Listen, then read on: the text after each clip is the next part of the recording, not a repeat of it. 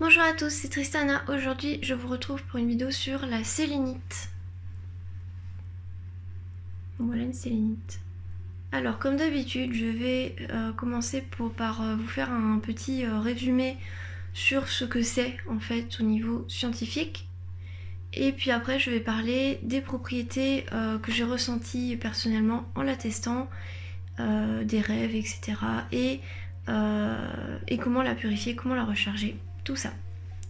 Alors tout d'abord, la sélénite en fait c'est du gypse. C'est du gypse en fait, et sélénite c'est un terme que l'on utilise pour décrire le gypse qui est transparent. Et souvent la sélénite on la reconnaît à cet éclat un petit peu qu'elle a. C'est aussi un minéral qui est très fibreux. Alors je vais vous montrer d'autres exemples. Par exemple, j'ai un gros morceau là. Alors c'est un minéral qui est très fibreux, très fragile, la dureté elle est de 2, donc c'est une dureté qui est très faible, donc c'est une pierre qu'il faut manipuler avec précaution et souvent ça s'effrite. Là vous voyez ça s'effrite un peu d'ailleurs, et en fait ça s'effrite en plein de petites particules, petites aiguilles un peu, donc il faut faire un petit peu attention avec ça. Et voilà, on voit le joli reflet que ça a. Et donc on l'a appelé comme ça, ça vient du grec en fait, et c'est forcément ça évoque la lune. Et on peut voir des fois qu'elle a un petit côté un peu bleuté, je crois que celle-là des fois elle est un peu bleutée, c'est-à-dire un blanc assez froid en fait. Il en existe aussi du totalement transparent, du gypse en fait, alors je n'en ai pas, mais quand il est totalement transparent, et souvent il forme des pointes un peu, je vous mettrai des images de toute façon. Et quand il est comme ça, il s'appelle aussi sélénite. Il contient du calcium, de l'hydrogène, de l'oxygène et du soufre. Vous pouvez retrouver des spécimens au niveau de la collection qui sont associés au quartz, à la halite, à la calcite. C'est un minéral que l'on trouve en grande quantité et en général il est assez bon marché, il est peu cher. La grande barre comme ça, elle m'a pas coûté très très cher et c'est vraiment un minéral qu'on trouve facilement. Peut-être vous avez entendu parler de la grotte de Naïka, qui malheureusement n'est plus, on peut plus la voir parce qu'en fait elle a été inondée. Mais voilà, il y avait des cristaux de gypse géants en fait à l'intérieur, et donc en fait c'est la même chose que ça. Elle a un système monoclinique et elle est classée dans les sulfates. Si ça vous intéresse, j'ai fait un peu des fiches à ces sujets-là pour parler un petit peu des correspondances en fait en lithothérapie, de toutes ces choses-là. Donc le petit cœur il est un petit peu abîmé parce que c'est une pierre très fragile, donc le moindre choc en fait elle va s'effriter. Et j'ai aussi un pendule comme ça, le pendule vous pouvez le trouver sur la boutique d'ailleurs. Donc ça c'est un peu craqué quand j'ai vu ça. Il est vraiment magnifique avec du quartz rose. Et puis le pendentif comme ça aussi, et puis celui-là vous pouvez aussi retrouver sur la boutique. Et puis vous avez aussi des lampes de sélénite, donc voilà un exemple.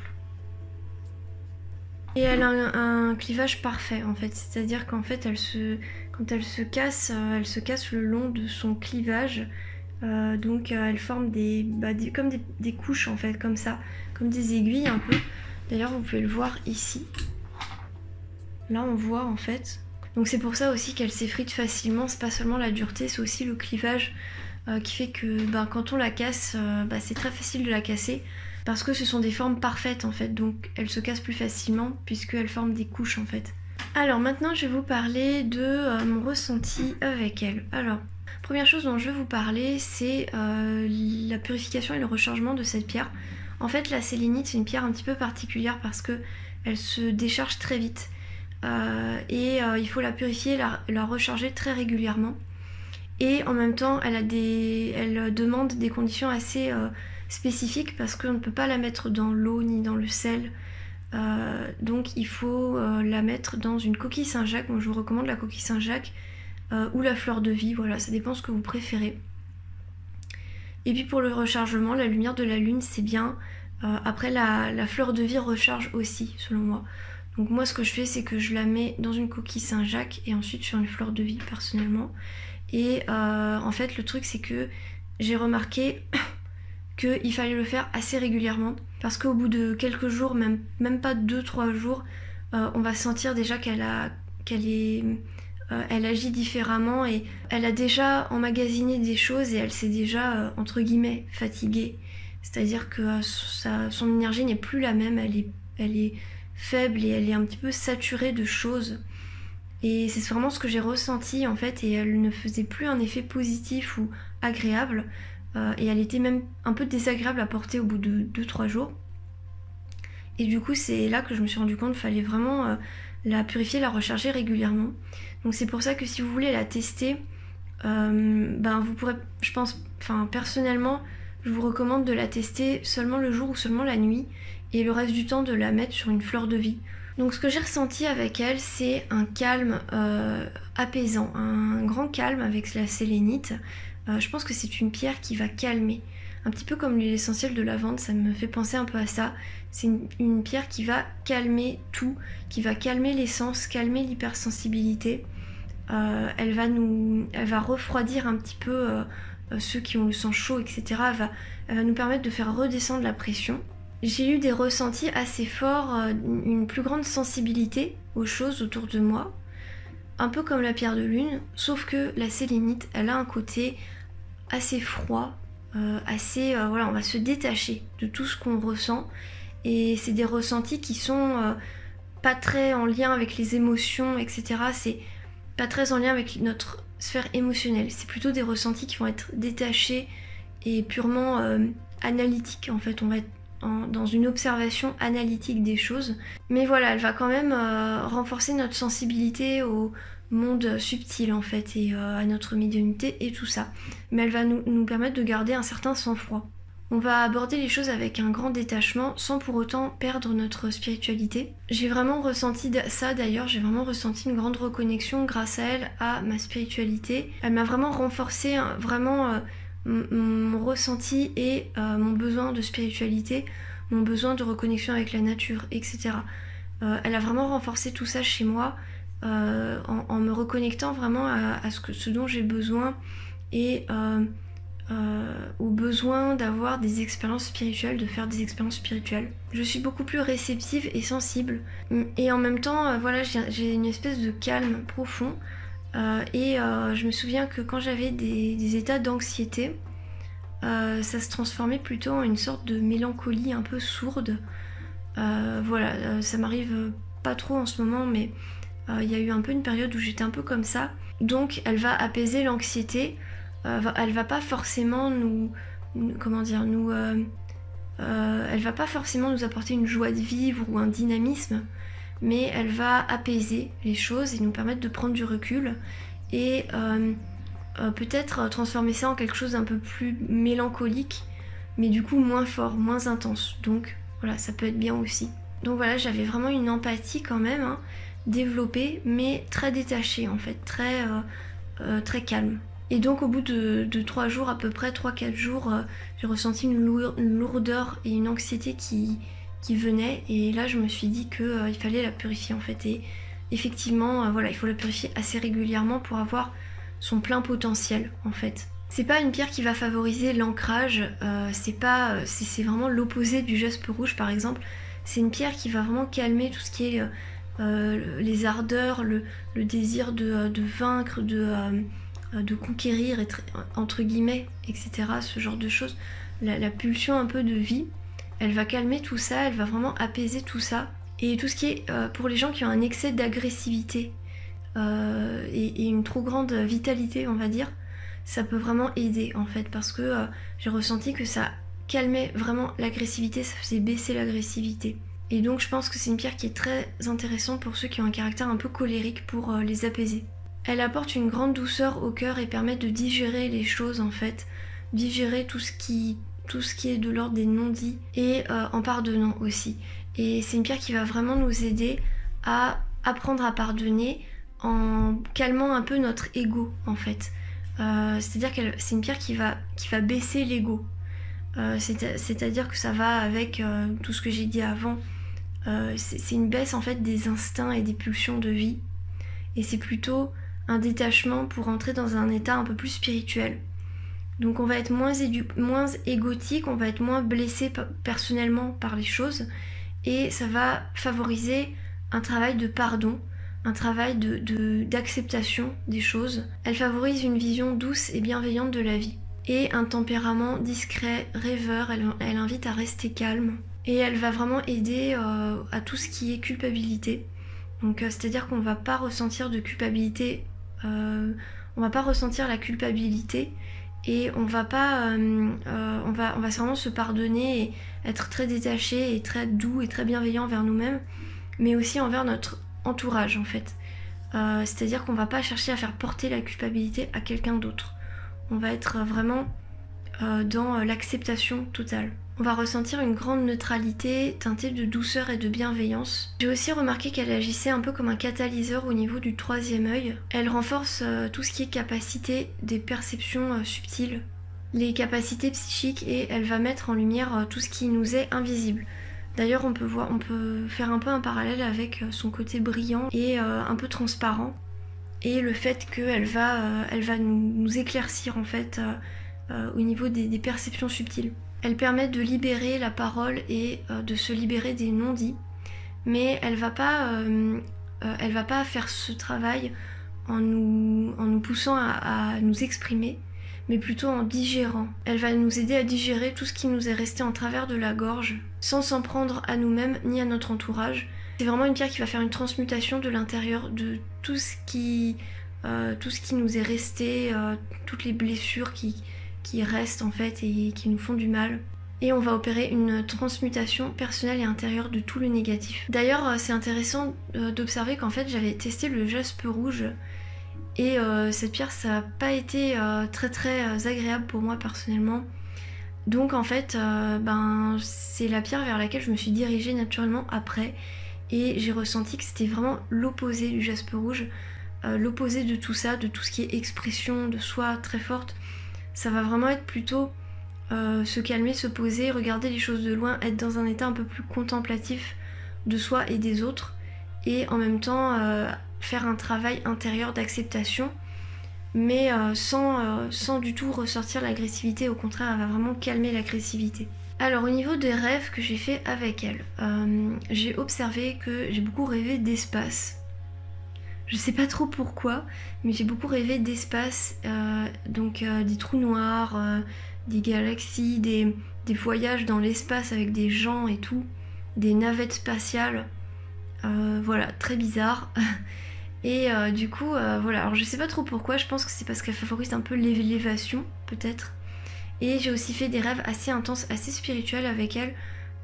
Voilà, maintenant que je ne la porte plus, effectivement, je me rends compte que mes rêves sont sont beaucoup plus neutres en fait, alors qu'avec elle, les rêves étaient beaucoup plus spirituels et beaucoup plus envolés, on va dire. Et je pense qu'elle va vraiment favoriser l'élévation et les envolées de l'âme.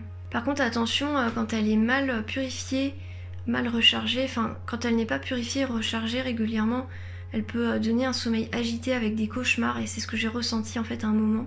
En tout cas, voilà, j'ai fait vraiment plein de types de rêves différents, des rêves très particuliers, très bizarres, mais très intéressants, que ça soit à la fois spirituel ou psychologique. Et j'avais vraiment la sensation de résoudre en fait d'anciens problèmes à travers mes rêves, notamment par exemple des regrets que j'avais en fait. J'ai beaucoup rêvé de gens en fait du passé, en fait des mecs en fait, des mecs avec qui j'aurais peut-être pu sortir, ou voilà, et en fait à cause de ma timidité ou de choses comme ça, c'est pas aller plus loin, alors qu'en fait il y avait vraiment quelque chose, et du coup voilà, je regrette parce que c'était des gens qui m'attiraient et tout. Et en fait, j'ai rêvé de ça, et j'ai rêvé que je leur parlais et tout, et que je communiquais, et que je reprenais contact, et que je transmutais quelque chose en fait. Tous ces regrets que j'ai, grâce à mes rêves, j'ai réussi à les transmuter. J'ai aussi vu des endroits très marquants. Je pense que c'était des endroits spirituels. Par exemple, je me souviens que j'ai vu un espèce de grand opéra en fait, opéra conservatoire en fait, avec plein de gens qui s'affairaient, et c'était très grand et c'était très beau, il y avait plein de gens, et j'ai senti que c'était peut-être un endroit spirituel, cet endroit-là. Et justement, un des mecs dont je pense, il m'attendait à la sortie en fait, et je le cherchais en fait. Donc voilà, c'était soit des rêves assez psychologiques avec des gens de ma famille, mais des gens très lointains, quoi. Je rêve pas d'eux normalement, je rêve pas de ces gens-là. Et aussi, du coup, des rêves très spirituels dans l'espace et tout, avec des aventures. Genre, je me souviens d'un rêve comme ça, où je devais fuir en fait quelqu'un, une espèce de commandant de bord, je sais pas, qui voulait m'emprisonner. Mais ça, c'est toujours des rêves que je fais toujours des rêves de gens qui veulent m'emprisonner. Et du coup, en fait, je me souviens que je fuyais et je trouvais mais tout un tas de stratèges parce qu'en fait, j'étais sur une base spatiale et j'étais pauvre en fait. C'est-à-dire qu'en fait, il y avait les pauvres et les riches. Et moi, j'étais dans la partie pauvre en fait. Et du coup, j'essayais de fuir comme ça, là, sur cette espèce de base spatiale. Et je me faisais passer pour une riche en volant des vêtements et tout. Enfin, j'avais tout un tas d'astuces pour rejoindre en fait la partie qui était tout à l'autre bout de la base spatiale, qui était une navette qui allait sur Terre pour revenir sur Terre en fait. Et pour fuir définitivement, voilà. Et du coup, voilà, je me faisais poursuivre par ce commandant avec ces hommes de main et tout, c'était trop flippant. Et du coup, à la fin, je me souviens précisément quand j'arrive dans la navette, en fait. Et d'ailleurs, je rêve souvent de ça. Je dois fuir quelqu'un, et puis j'arrive à une navette qui m'emmène ailleurs, en fait. Enfin, je sais pas, c'est toujours un truc, ça revient. Bref, des rêves très répétitifs, en fait, je fais souvent. Et en général, ces rêves-là, ils sont très forts. Et donc, j'arrive dans cette navette, et en fait, je me souviens qu'en fait, ils nous mettent un produit pour nous endormir. Mais je m'endors pas tout de suite. Et en fait, je sens tout le truc vibrer et je sens une pression sur moi. Et dans le rêve, ça m'a vraiment marqué parce que je me dis ça doit vraiment être ce qu'on ressent en fait. Ça se trouve quand on va dans l'espace. Et je me souviens que c'était terrifiant, c'était terrorisant parce que j'étais dans une espèce de toute petite boîte comme ça qui secouait, qui vibrait et où je me sentais complètement étouffée, écrasée. Et j'étais au milieu de l'espace entier. Et on espérait, tous les gens dans la navette, ils croisaient les doigts pour qu'on arrive vivant sur Terre, quoi. Et c'était terrifiant, je me souviens, c'était vraiment un rêve très très fort. J'ai aussi eu un autre rêve où là, c'était très spirituel, carrément, genre j'étais en mode esprit, en fait. Et je me souviens que je me dis que j'aimerais bien voir à quoi ça ressemble les trous noirs, vraiment, quand on est dans le monde astral, en fait. Et j'étais en esprit, en fait, donc je pense que c'était peut-être un voyage astral, je sais pas trop. Mais en tout cas, voilà. Et du coup, je vais voir un trou noir. Et là, mais c'est horrible. Je sens un truc, ça me fait très très très peur. C'est une sensation affreuse. Et du coup, je reviens tout de suite comme ça. Je me recroqueville comme ça dans mon corps. Et d'ailleurs, quand je fais des voyages astro, enfin, c'est pas contrôlé. Je sais pas si c'en est vraiment, mais il y a toujours un moment où je croise un truc qui me brûle ou qui me fait mal et qui me fait peur. Et du coup, je reviens tout de suite dans mon corps, genre comme si je me recroquevillais en fait. En fait, je me recroqueville sur moi, et le fait de se recroqueviller, ça me fait revenir dans mon corps, en fait. Il y avait un autre rêve comme ça, où en fait j'étais morte. Genre, j'étais dans un immeuble, un grand immeuble, et en fait j'étais morte, et je le réalise, en fait. Et puis à la fin, je sais pas, il se passe plein de trucs, et puis à la fin, en fait, je vais au sous-sol de l'immeuble, et en fait, c'est une boîte de nuit. Et c'est l'enfer, en fait, et du coup... mais c'est les enfers, mais bien, en fait. C'est bien, en fait, les enfers. Et du coup, c'est une espèce de boîte de nuit. Et t'as les gens, ils me disent ah bah oui, c'est bien, t'es morte au bon âge parce que tu vas pouvoir t'amuser et tout. J'ai eu un rêve où j'ai vu mon guide qui vivait dans une maison et il était avec une petite fille muette et il attendait que je rentre. J'ai fait un rêve aussi où j'avais un tatouage de poulpe en fait. J'avais vraiment l'impression que c'était un animal qui devait me transmettre un message parce que je rêve jamais de ça. D'habitude, c'est un truc, ça vient de vraiment nulle part. Et puis quelqu'un qui me raconte que les Égyptiens, ils se mettaient des papiers pleins d'encre, ils se mettaient de l'encre dans les yeux en fait, pour avoir des visions prophétiques et tout. Il y avait aussi un rêve où j'avais des révélations un petit peu sur les pouvoirs, les forces du monde, genre le magnétisme, la gravité, tout ça, et je me souviens plus très bien, mais j'avais eu comme si j'avais des leçons qui m'étaient transmises par rapport à tout ça. Le fait que je pouvais inclure ça dans mes histoires en fait comme étant des pouvoirs en fait qu'on pouvait avoir. Voilà. Donc en gros on me disait tiens il faut que tu mettes ça dans ton roman. Voilà, en gros c'était ça. Et du coup ce rêve dans l'espace, ça me fait vraiment penser à un rêve exactement quasiment similaire. Sauf que à la fin j'arrive dans un autre endroit et je me souviens de la fin, mais un rêve quasiment similaire où j'essaie de fuir d'un orphelinat en fait. Donc peut-être je le partagerai sur mon site d'ailleurs parce que du coup j'en ai fait une petite histoire en fait de ce rêve. Ça fait déjà peut-être un mois que j'ai fait tous ces rêves là Et puis le rêve, je pense, le plus marquant, c'était un rêve avec...